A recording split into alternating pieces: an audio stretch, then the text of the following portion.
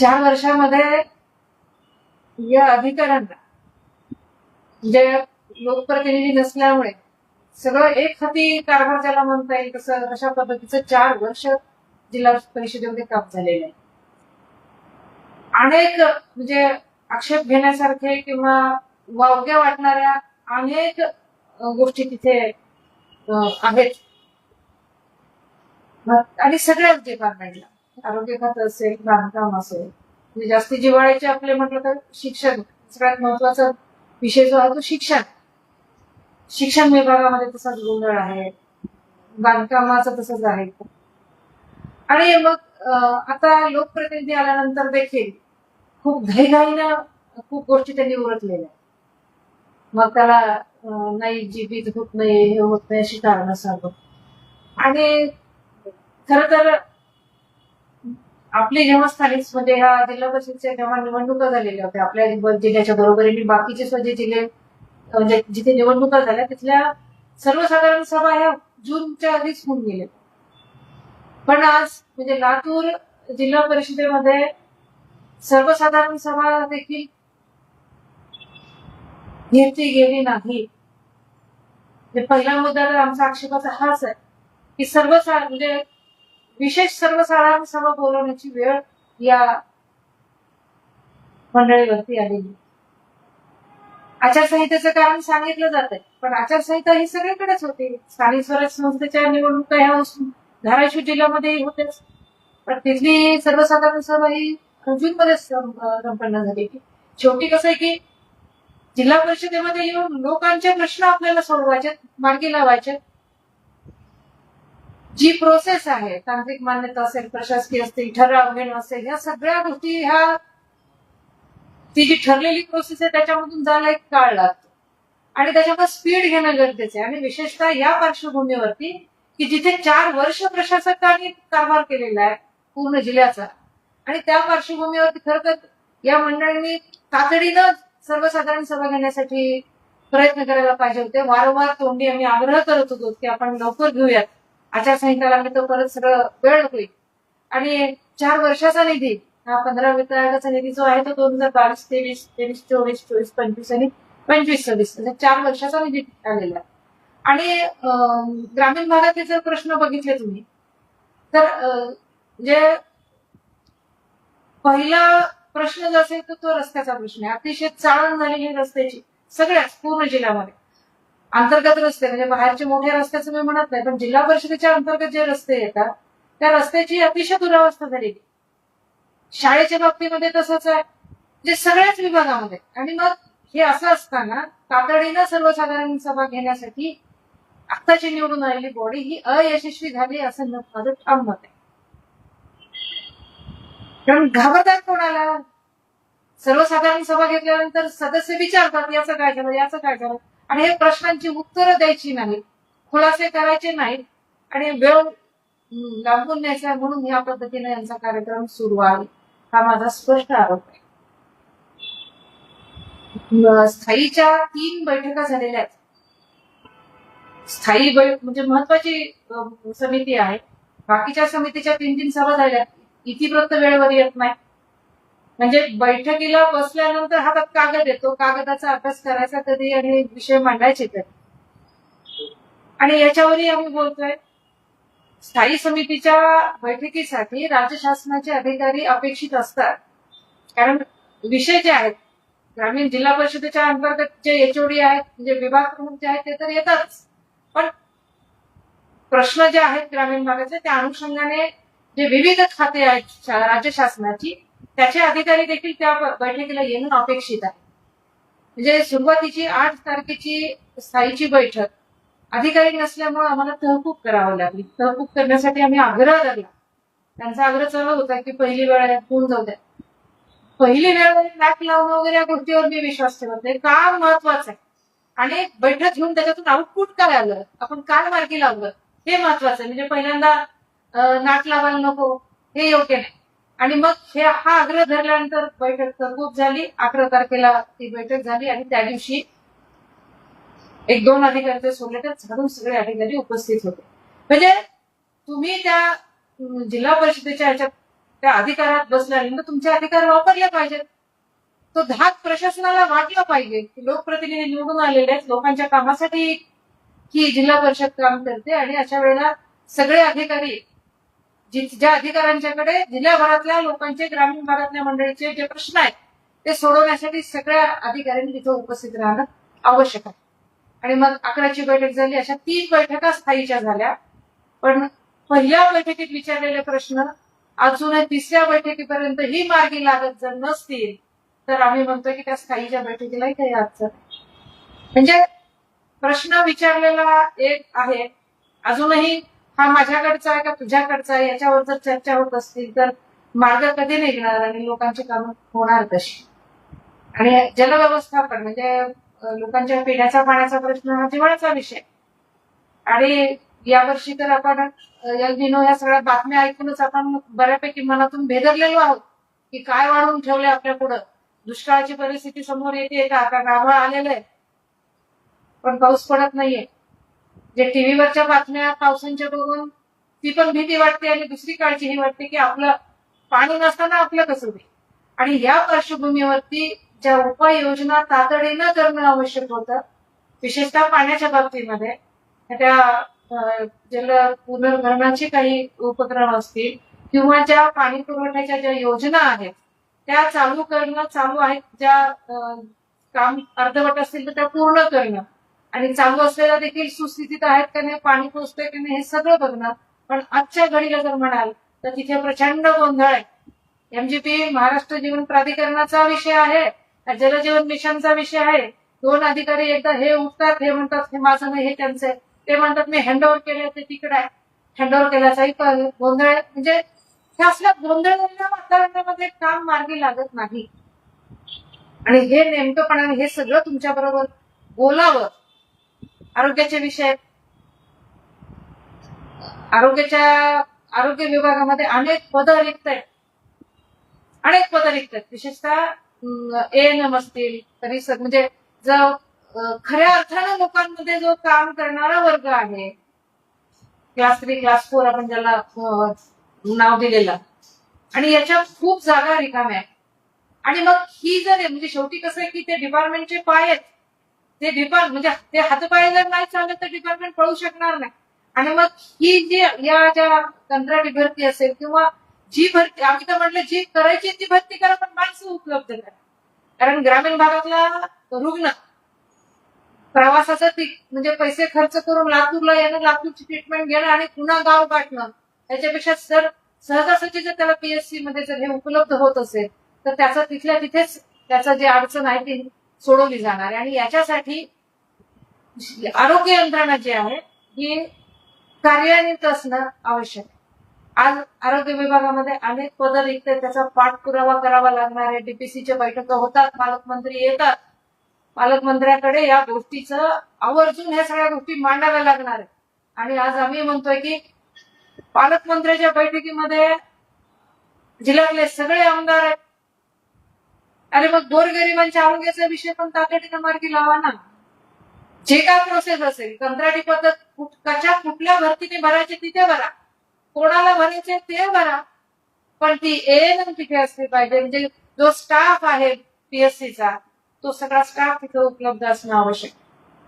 ग्रामीण भागामधल्या डिलिव्हरीच म्हणजे पीएससीला देखील ज्या डिलिव्हरीज होतात म्हणजे हे सगळे प्रश्न. शिक्षण विभागामधला देखील तसाच घोळ सुरू आहे. आज अनेक शाळांचं बांधकाम अर्धवट आहे. जे कालचा एक जे काय थोडासा पाऊस पडून गेला, मी परवाच्या बैठकीमध्ये मोठेगाव रेणापूर तालुक्यातल्या शाळेचं व्हिडिओ दाखवलं साहेबांना की विद्यार्थी बसलेले आणि पाणी व्हायला लागले क्लासमधून, शौचालय अर्धवट झालेले. म्हणजे मग सर्व शिक्षा अभियान असू द्या किंवा कुठल्या याच्यातून असू द्या, निधी जो मिळणार आहे त्याच्यासाठी आग्रह धरावा लागणार. शेवटी आम्ही आमचं कामच ते आहे ना. शासनाच्या ज्या योजना आहेत त्या ग्रामीण भागातल्या जनतेपर्यंत पोहोचवायचं काम आम्हाला करायचंय. आणि हे काम करत असताना हे सगळे जे जिल्हा परिषदेचे जे एचओडी असतील, जे वेगवेगळे विभाग आहेत यांना सोबत घेऊनच आम्ही करणार आहे. पण नेमकेपणानं जिथं गरज आहे, म्हणजे जिथं दुखणं आहे तिथंच आपल्याला इलाज करावा लागणार आहे. म्हणजे अनेक शाळांमधनं अतिशय दुरावस्था आहे. शाळांमध्ये खूप साऱ्या शिक्षकांची कमतरता आहे. म्हणजे समायोजनची नावं सांगितली जातात, सांगितलं जाते प्रमोशन आहे, हे होत आहे, पण जी स्पीड यायला पाहिजे ती येत नाही. शाळा सुरू झालेली आहे, शाळा वर्ग भरायला लागलेले आहेत आणि अजून शिक्षकांची म्हणावी तशी तिथे नेमणूक होत नाही. याच्यावरही आम्ही प्रश्न उठवलेला विचारलेला आहे त्यांना. कृषी विभाग आहे शासनाचा, जिल्हा परिषदेचा, त्याच्या अंतर्गत ग्रामीण भागातल्या शेतकऱ्यांसाठी ज्या काय योजना दिल्या जातात अतिशय तुटपुंजा निधी त्याच्यासाठी ठेवलेला. शेवटी कसं आहे की एकीकडे शेतकरी महिला वर्ष म्हणून साजरं होतं जगभरासाठी, नुकतीच महाराष्ट्र शासनाने अजून शेतकरी महिलांसाठीच गाजर दाखवलेलं आहे. हे नुसते योजना सांगून उपयोग नाही, प्रत्यक्ष त्या शेतकरी महिलेपर्यंत काय जातात ते बघणं महत्वाचं आहे. म्हणजे होतंय कसं, चर्चा म्हणजे आत्ताची मी करत नाही, खेड्यातल्या बायका करायला लागल्या. लाडकी बहीण म्हणून आम्हाला गोंजारला पैसे दिले, आमचे पैसे आता बंद केले, आता शेतकऱ्याच्या नावाखाली आम्हाला परत गोड बोलणं चाललेलं. म्हणजे अविश्वासाचं वातावरण ग्रामीण भागातल्या महिलांमध्ये तयार झालेलं. आणि आर्थिक कणा जो आहे, शेवटी शेतकरी आणि शेतकरी महिला आजही ग्रामीण भागातलं अर्थकारण जे स्ट्रॉंग पण जे आहे, जे काय आहेत ते सगळं बाईवरती अवलंबून आहे. कुठल्याही खेड्यात तुम्ही जा, काम करताना तुम्हाला बाई दिसेल. सकाळी लवकर आटोपून शेत गाठणारी बाई, ती शेतात रोजगारी म्हणून असेल किंवा शेतकरी महिला असेल, मालकी नसेल शेताची, म्हणजे बाई पडतीये. त्या तुलनेमध्ये माणसं कमी पडतात. म्हणजे जो आर्थिक कणा जो आहे ग्रामीण भागाचा तो बाईवरती अवलंबून आहे. आणि म्हणून अर्थकारण ग्रामीण भागातलं जे आहे ते बाईच्या माध्यमातून जर झालं तर ते स्ट्रॉंग होणार आहे. आणि म्हणून आमचा त्या दिवशी आम्ही अगदी आग्रहाने पशुसंवर्धन विभाग असेल किंवा कृषी खात्याला आम्ही आग्रहाने सांगितलेलं की ज्या योजना आहेत त्या महिलेसाठी जसं कसं करता येईल. एकीकडे आपण अमूलचं दूध तुम्ही सगळेजण आपण ऐकतो, जाहिराती ऐकतो. त्या अमूलचं अर्थकारण जे आहे ते गुजरात मधल्या बायकांच्या हातामधलं अर्थकारण आहे. सकाळी जर डेअरीला दूध बाईने घातलं तर संध्याकाळी पैसे तिला मिळतात आणि पैसे बाईला मिळतात. आणि बाईच्या हातातला पैसा कुठे जात नाही. म्हणजे फार जबाबदारीनं मी एकटी तुमच्या सगळ्यांमध्ये बाई बसलीये तरी देखील मी जबाबदारीने तुम्हाला सगळ्यांना सांगते की बाईच्या हातातला पैसा वेडा वाकडा कुठेही वाकड्या मार्गाला जात नाही, तो संसाराला लागतो. आणि हा संसाराचा पैसा जर मजबूतीने यायला तर ग्रामीण भागातलं चित्र बदलणार आहे. म्हणून आमचा आग्रह, मी वारंवार आग्रह करते तिथे शासनाला, म्हणजे जिल्हा परिषदेच्या माध्यमातून अनेक जिल्हा महिला बाल कल्याणचा विषय असेल किंवा कृषीचा असेल, की या माध्यमातून या योजनांमधून महिलांना आपण काय देता येईल त्याचा विचार करू. पण निधीच तर तुटपून जाईल. 1 कोटीमध्ये 1 कोटी 2 कोटीमध्ये ग्रामीण पूर्ण जिल्ह्यामधल्या किती गावांमधल्या किती महिलांच्या हाताला काम मिळणार आहे. म्हणजे जिथे निधी देण्याची गरज आहे तिथे तो निधी आला पाहिजे, याच्यावरती आम्ही सगळे आग्रही आहोत. आम्हाला दिसतंय कसे मोठे मोठे आकडे बघायला लागलेत. आम्ही कुठे गेले कसे गेले तुमच्या मदतीने मी शोधून काढणार आहे. आता माझ्यासोबत तुम्हाला सगळ्यांना मी आग्रह करणार आहे की तुम्ही सगळे माझ्यासोबत राहा. आपण सगळेजण मिळून जिल्ह्याची ती अपेक्स बॉडी आहे, जिल्ह्याचं सगळं ते छोटं मंत्रालय म्हणायला हरकत नाही.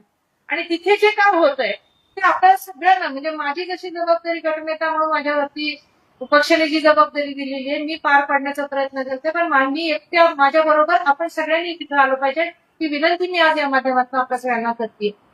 कारण तिथे काम बघतोय आपण आदरणीय गोपीनाथ मुंडे साहेबांचं पुतळ्याचं किती 1 कोटी 60 लाख, यशवंतराव चव्हाण सभागृह दुरुस्ती 50 लाख, म्हणजे वारंवार दुरुस्त्या पेस्ट कंट्रोल साठी 2 लाख रुपये ठेवले त्यांनी. आता उंदराणी वायर कापलेत सगळ्या. म्हणजे सभागृहात गेल्यानंतर, सभागृह म्हटल्यानंतर आपल्या देशातल्या आपल्या राज्यातल्या जी महान व्यक्ती आहेत, होऊन गेलेल्या आहेत, ज्यांनी समाजासाठी काम केलेलं आहे, त्यांचे तैलचित्र तिथं होते. आज तुम्ही जाऊन बघा त्या सभागृहामध्ये एकही फोटो नाही, एकही नाही. मी पक्षाचा नाव उल्लेख करत नाहीये, मी सगळ्या समाजासाठी ज्या व्यक्तींनी काम केलं त्यांचं म्हणते. एकही फोटो त्या सभागृहामध्ये नाही. माईक साऊंड सिस्टीम वरती पैसे खर्च केलेले, माईक चालत नाही, मध्ये जोरात आवाज येतो की मध्ये पुन्हा कमी होतो. म्हणजे हे असे या पद्धतीचे माईक आम्हाला फिरवावं लागतात. हे ठेवलेलं आहे म्हणजे माणसांनी नम्र असावंच, जिल्हा परिषदेच्या सदस्यांनी तर अजून नम्र असावं. पण प्रत्येक प्रश्नाला बोलताना आम्ही असं वाकवून बोलतोय. 6-6 तास असं जर वाकून बोलायचं म्हटलं तर हे अवघड आहे. डायसवरची माणसं काय बोलतात ते खालच्या सभागृहातल्या लोकांना ऐकायला येते. म्हणजे ह्या ज्या त्रुटी आहेत, ह्या त्रुटी खूप साऱ्या त्याच्यावर बोट ठेवणं गरजेचं आहे. म्हणजे 50-50 लाखाचे खर्च होतात आणि काहीतरी तकलं काम तिथे झालेलं दिसतं. पहिली जी जीबी झाली तिथे सभापती आणि यांच्या निवडी झाल्या, प्रचंड उन्हाळा होता, अंगातून असं पाणी गळत होतं, कुठेही पंख्याचं वारं नव्हतं सभागृहात. मी जेव्हा पहिलं भाषण माझं करायला उभे आले तेव्हा मी म्हटलं की अतिशय गरम वातावरणात मी आपलं अभिनंदन करते. अद्यापही तिथे कसलीही पंख्याची व्यवस्था झालेली नाही. म्हणजे एकच प्रश्न आम्ही वारंवार म्हणतोय, अरे जरा तरी गार करा, आम्हाला पंखा फिरू द्या. पंखा नाही, एसीचं तर आता अजून काय करायचं ते ठरेल. म्हणजे बिल्डिंगचे तुमचे बिल्डिंग दुरुस्तीचे आकडे जर बघितले तर सरळ आकडा तर कोट्यावधीचे उड्डाणच आहे. अध्यक्ष, उपाध्यक्ष, सभापतीची दालनांवरती लाखो खर्च आहे. 50 लाखाची त्यांनी तरतूद केली, ती 7 खर्चले, एक झाल्यानंतर एक उरले. मी म्हटलं बघा कोणाला एकामध्ये काय होत असलं तर. डीएचओच्या केबिन असतील आणि एचओडी आहेत त्यांच्या केबिन. म्हणजे मग केबिन दुरुस्तीसाठी, केबिन झकाझक करण्यासाठीच आपण आहोत का? हा पैसा सगळ्यांचा आहे. जिल्हा परिषदेचा जे उत्पन्नाचा जे स्रोत आहे त्यामध्ये मध्ये येणारा पैसा हा आपला पैसा आहे, आपल्या लोकांचा पैसा आहे. आणि मग त्या प्रत्येक रुपयाचा खर्च कसा झाला विचारण्याचा अधिकार तुमच्या माझ्या सगळ्यांनी, की आमचे पैसे ते कुठे गेले. आणि हे जर हिशोब विचारायला बसलो तर चालू आहे सध्या, फक्त हिशोबच विचारते मी, नुसते कागद यायला लागले. अभ्यास करणार नाही मी काही फक्त बघून बसणार नाही. पण हे किती दिवस, 5 महिने झाले आज निवडून येऊन, अजूनही ठोस त्या जिल्हा परिषदेमधून कोणासाठी काम केलंय असं नाही. फक्त वॉशरूमचा विषय तेवढा जिल्हा परिषदेच्या याच्यामध्ये मांडला होता, तो तेवढा मार्गी लागला. कारण काम करणाऱ्या बाईसाठी वॉशरूम असणं हा तिचा हक्क आहे. आणि ती जी अवस्था होती त्याच्यावरती जिल्हा परिषदेने काम केलं, एवढं मात्र मी मान्य करते. पण हे सगळं म्हणजे पशुसंवर्धन सांगितलं तुम्हाला, बांधकामाचे विषय तुम्हाला सांगते, आरोग्याचं आहे. म्हणजे सगळ्या ह्याच्यामध्ये हे सगळं असा अंधाधुंद कारभार आहे. आणि ज्या गतीनं जिल्हा परिषदेचं कामकाज व्हायला पाहिजे होतं ती स्पीड अजूनही तिथे आलेली नाही. जिल्हा परिषद चालवायला कोण, अध्यक्ष चालवायला लागले. मध्यंतरी एक व्हिडिओ आपल्यापर्यंत पोहोचला होता की जिल्हा परिषद अध्यक्ष मॅडमचे स्वीय सहाय्यक असलेले ते मोठमोठे आश्वासनं देत होते की आपल्याजवळ बक्कळ पैसा आहे वगैरे. तो बक्कळ पैसा दालनांमध्ये दिसायला लागला आम्हाला. पण नियुक्त्या करत असताना सुद्धा आमचं कोणाची वैर नाहीये. आम्हाला हा माणूस नको, तो माणूस नको, कसलाही माणूस द्या, आम्ही त्याच्याकडे काम करून घेऊ. पण नेमत असताना जे काय नियमावली शासनानं घालून दिलेली आहे त्या नियमावलीमध्येच या नियुक्त्या झाल्या पाहिजेत, याच्यावरती आम्ही नक्कीच लक्ष देऊ. आणि त्याप्रमाणे आम्ही तो आग्रह धरला, तो बदल आम्ही करून घेतलेला. पण हे करत असताना शेवटी रस्त्याचे विषय आम्ही मांडतो. परवा 4 दिवसापूर्वीच अंबेजोगाई, लातूर अंबेजोगाई रस्त्यावरती खानापूर फाटा नावाचं आहे, तिथे त्या रस्त्याला एक शाळेची व्हॅन, म्हणजे शाळातली मुलं घेऊन जाणारी गाडी उलटली, गुडघे उडाले, खड्डे तिथे झालेले. पहिल्या मीटिंग पासून आम्ही आग्रह करतोय की अरे रस्त्याचं बघा, काहीतरी बजेट नसेल तर किमान मुरुम टाकायची तरी व्यवस्था करा. जो गुत्तेदार आहे त्याच्या ते 2 वर्षापर्यंत त्याची दुरुस्ती काही असेल, त्यामध्ये निकषामध्ये काही बसत असेल तर त्यांच्याकडनं कामं करून घ्या. पण अद्यापही कुठलंही काम झालेलं नाही. आणि मग राज्य शासनाचे जे रस्ते राज्य शासनाचे पीडब्ल्यूडीचे आहेत त्याच्यासाठी ते अधिकारी जर तिथे येत नसतील तर सांगणार कोणाला. आणि हे सगळ्यात म्हणजे ह्या विभागांच्या बाबतीमध्ये तसंच आहे, एमएससीबीच्या अधिकाऱ्यांच्या बाबतीमध्ये सुद्धा तसंच आहे. हे अशा पद्धतीचं कामकाज चालू आहे. आणि हे सगळं तुमच्यापर्यंत मांडावं यासाठी खरं तर आज तुम्हाला आवर्जून बोलून घेतलं. कारण परवाच्या दिवशी सर्वसाधारण सभा झाली, सर्वसाधारणच्या विशेष सर्वसाधारण झाली. आयत्या वेळी कुठलेही विषय आम्हाला मांडता तिथे आलेले नाही. जे याच्यावरती आले विषय तेवढेच मांडले. ही सुद्धा म्हणजे जेमतेम कधी 26 तारखेला पत्र काढलं, 7 तारखेची सभा, मला स्वतःला एक 5 दिवस आधी ते नोटीस मिळाली. म्हणजे हे सगळं गलथान कारभार ज्याला म्हणता येईल ना, हा गलथान कारभार सुरू आहे. प्रशासकाला अजूनही वाटत नाहीये की लोकप्रतिनिधी तिथं निवडून आलेले आहेत आणि इथून पुढचं जे कामकाज आहे ते नियमामध्ये करायचंय. हा धाक अजूनही 5 महिन्यामध्ये अजूनही प्रशासनाला बसलेला नाही किंवा दिला गेलेला नाही. फक्त चाचपडणं चाललेलं आहे आणि असं चाचपडण्यात कालचा दिवस आज येत नाही. आमची तुमच्या माध्यमातून विनंती आहे की गती घ्या, स्पीड घ्या. कामं खूप आहेत. म्हणजे रात्रंदिवस काम केलं तरी कामं संपणार नाहीत, एवढी कामाची तिथं यादी आहे. अनेक शाळेतली मुलं आपल्यासाठी वाट बघतायत. जिल्हा महिला बाल कल्याणचा विषय त्या दिवशी तसाच झाला. आपल्यापैकी काही जण त्या कार्यशाळेसाठी उपस्थित होते. म्हणजे कार्यशाळा म्हटलेले, बॅनर लावलेले महिला मेळाव्याचं, एवढी ही आक्षेप्य चूक आहे. म्हणजे विषयाचं गांभीर्य, एकल महिला हा आधीच महिला हा विषय सेन्सिटिव्ह आणि म्हणजे खूप काही ज्याच्यासाठी करावं लागतं तो घटक, आणि त्याच्यामधून पुन्हा एकल महिला म्हणजे जिच्या घरामध्ये कुणी करता माणूस नाही, ती बाई धडपडते तिचे लेकरं मोठे करण्यासाठी. आणि या महिलेसाठी काय करता येईल याच्या सूचना आपल्याला समाजातून काम करणाऱ्या मंडळीतनं घेणं आवश्यक होतं. तर त्या दिवशी ज्याच्यासाठी हे करायचंय त्याच्यामध्ये एकही एकल महिला बोलवलेली नव्हती. मग कसली कार्यशाळा घेताय तुम्ही? करताय कशात? फक्त कागदकाळे करायचे? उपयोग काय त्या कार्यशाळेचा? आणि कार्यशाळा आहे तर त्याला नियम म्हणजे कार्यक्रम पत्रिका असते, काय विषय मांडायचे, कशा पद्धतीनं मांडायचे याचंही भान अधिकाऱ्यांना नाही.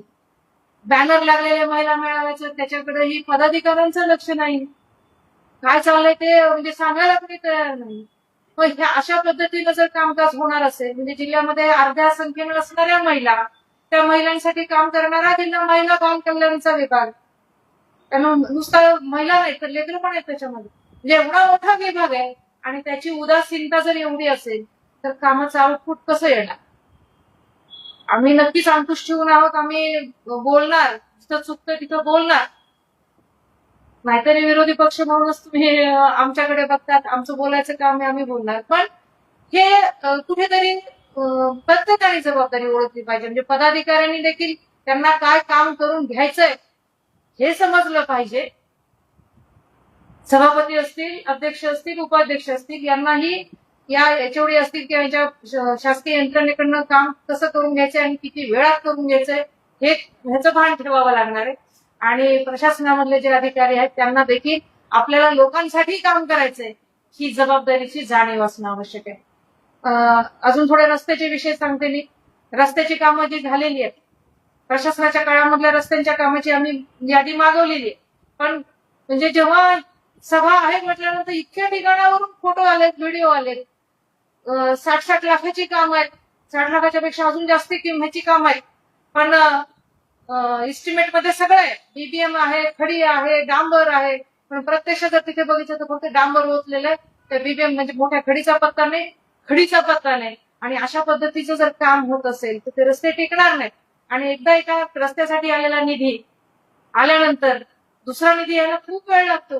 मग हे जी कामं आहेत ही दर्जेदार कामं करून घेण्यासाठी त्या सर्कलमधल्या जिल्हा परिषद सदस्यांना काम सुरू असताना एकदा जावं, काम संपल्यानंतर एकदा जावं, असा आग्रह, असा नियम करा, असा आग्रह आम्ही आमच्या वतीनं जिल्हा परिषदेला अध्यक्ष मॅडमच्याकडे केलेला आहे. काम चालू असताना एवढ्यासाठी किती खरंच काय गुणवत्तेचं काम व्हायला लागलेलं आहे. आणि मग काम झाल्यानंतर ते काम व्यवस्थित झालंय की नाही झालंय. आणि लोकसहभाग, आमच्यापर्यंत तर आम्ही लोकांचा सहभाग याच्यामध्ये घेतोय. लोकसहभाग एवढ्यासाठी की तुम्ही लक्ष करा, तुमचं गाव आहे, आपलं गाव, आपला रस्ता आहे आणि मग तो रस्ता चांगला होतोय का नाही हे बघण्याचं काम गावकऱ्यांचं पण आहे. आणि ती गावकऱ्यांची जबाबदारी सुद्धा आम्ही आमच्या माध्यमातून करून द्यायचा प्रयत्न आम्ही करायला लागलेलो आहे. मला वाटतं हे प्रास्ताविक खूप झालं का? खूप आहे सांगण्यासारखं, म्हणून मला असं माझी गाडी एकदा सुरू झाली की थांबायचं नाही, कारण दिसायला लागलं तिथे हे आहे, हे आहे, हे आहे. तुम्ही अजून काही तुम्हाला विचारायचं असेल तर विचार.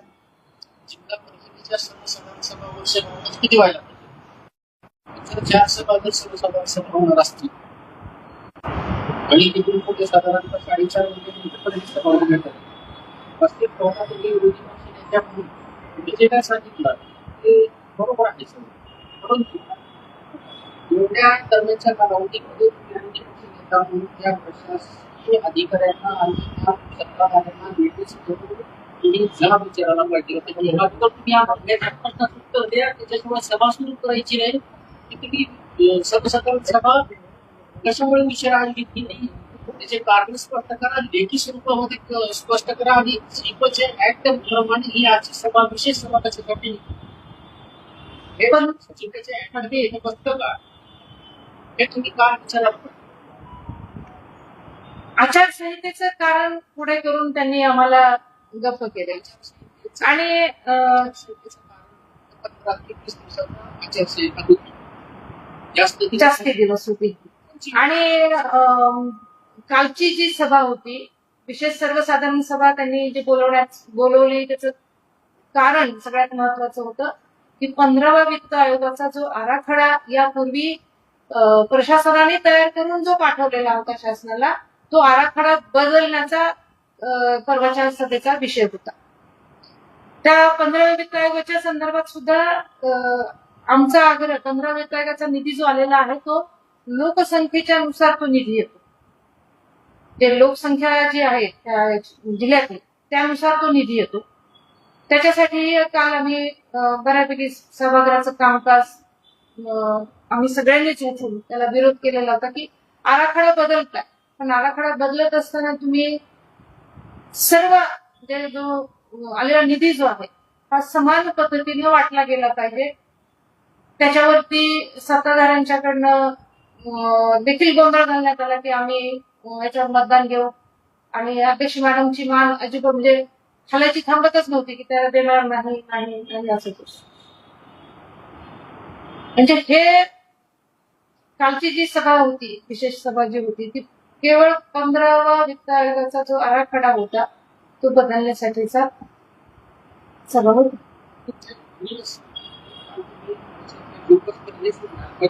सभा उशिरा काढली केली आणि विशेष सभा कशामुळे आली आणि जर एखाद्या विशिष्ट कुठल्या तरी निधी वितरणाच्या संदर्भात ही सभा असेल तर ही सभा अधिकृत आहे असं मला वाटतं. वितरण नाही मुद्दे हे सगळे मांडून झाले आमचे. आम्ही तर म्हणलं तुम्ही निष्क्रिय आहात सभा घेतली नाही आचारसंहितेचं कारण आणि हा वितरणाचा सभा नव्हता. वितरणाचा विषय काल काहीही झाला नाही. आराखडा बदलण्यासाठीची मान्यता गोंधळ आम्ही त्यांना आग्रह करत होतो की आराखडा बदलू पण तुम्ही आता आम्हाला शब्द द्या कारण 1 एप्रिल पासून आम्ही पत्रव्यवहार चालू आहे आमचा की सर हा जो आलेला निधी आहे हा लोकसंख्येच्या नुसार आलेला निधी आहे आणि याचं समान वाटप व्हावं कारण आपल्या खासगीतल्या त्यांच्या ज्या गोष्टी आहेत ह्या वेगळ्या त्या मी आज तुमच्या समोर मी सांगणार पण नाही. पण ही चर्चा वाढल्यामुळे आमचा काल आग्रह हा होता की तुम्ही आजच आम्हाला सांगा की हा निधी समान तुम्ही वाटणार आहात.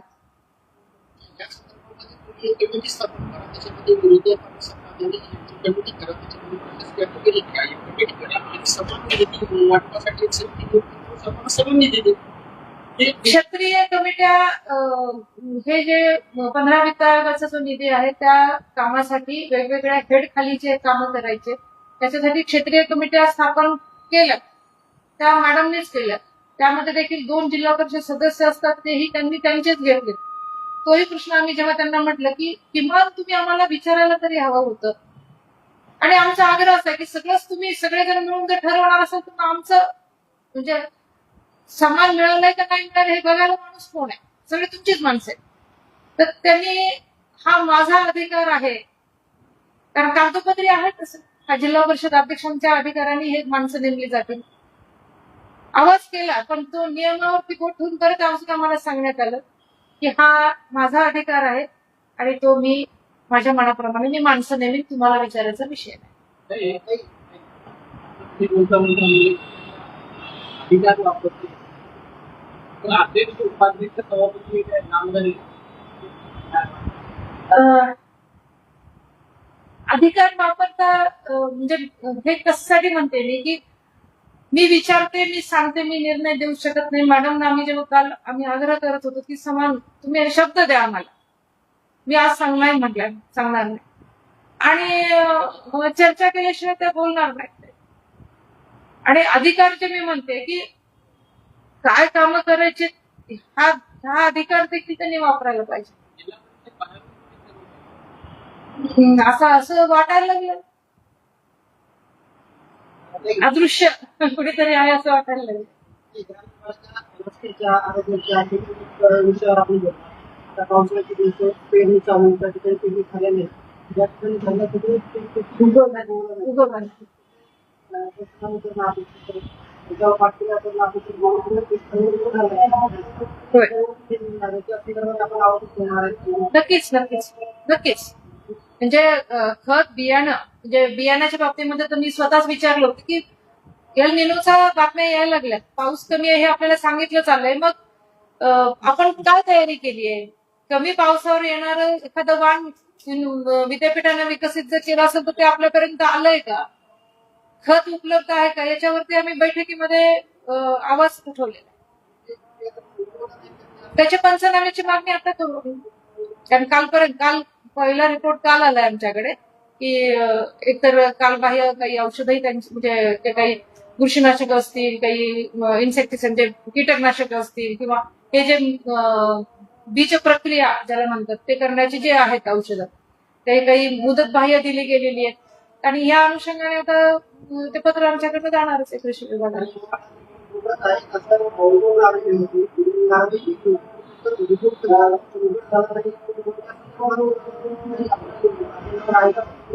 शाळेचे विषय देखील आपण बोललेलो. म्हणजे ज्या अनधिकृत शाळा आहेत, काही ठिकाणी अनधिकृत शिक्षक आहेत, मास्टरवर सह्या आहेत, पगार उचलतायत, प्रत्यक्षात तिथे नाही, अशा अनेक विषय म्हणजे जिथे जिथे आमच्यापर्यंत त्या आता जिल्हाभरातून खूप ठिकाणं म्हणजे आता मी इथं जरी बसले तरी नळगीर गुडसूर तिकडच्या रस्त्याचे फोटो व्हिडिओ माझ्यापर्यंत आले की ताई फक्त डांबर होतलंय आणि गेलं होते वाहून, आणि बीबीएम नाहीये, खडी नाहीये, काही नाही. हे सगळे यायला लागले त्याप्रमाणे आम्ही प्रश्न टाकतोय आणि आग्रह धरतोय. म्हणजे आता बियाणं आता पावसाला पडणारा म्हणजे उशीर होतोय आणि अजून जर 8 दिवसात जर पाऊस जर नाही पेरला तर मला वाटत नाही खरीपाच्या पेरण्या करून काही उपयोग होईल. कारण आता जिथं पेरणी गेली तर पुन्हा मग रबीचा प्रॉब्लेम येतो. त्याच्यामुळं भीषण संकट. आणि त्यात पुन्हा असे जर काही बोगस बियाणे म्हणजे जे काही थोडेफार पैसे आहेत ते जर बियाण्यात गेले आणि ते जर मातीत गेलं म्हणजे मातीतच गेलं तर अवघड आहे. म्हणजे पुन्हा तेवढ्या शेतकऱ्याच्या खिशामध्ये पैसे नाहीयेत. कर्जमाफी का तुम्ही ऐकत असाल किती कर्जमाफीचे खरोखर लाभार्थी आपल्यामध्ये येणार आहेत ते. म्हणजे ज्याला मागची मिळाली त्यांना पुढचं नाही. म्हणजे मागच्या वेळेस तू पोटभर जेवण केलंस म्हणून तू आता उपाशी राहा असं म्हणण्यासारखं झालंय ना. म्हणजे खूप अवावल्या गोष्टी आहेत, खूप चुकीच्या गोष्टी होत आहेत आणि याच्यात सगळ्यामध्ये भरकला जातो तो शेतकरी. बहिष्कार टाकला होता, तो कशासाठी टाकला होता आणि दुसरं खास आम्ही जिल्हा परिषदेमध्ये ज्यावेळेस आलो होतो त्यावेळेस सर्वांची जाणून घेतो.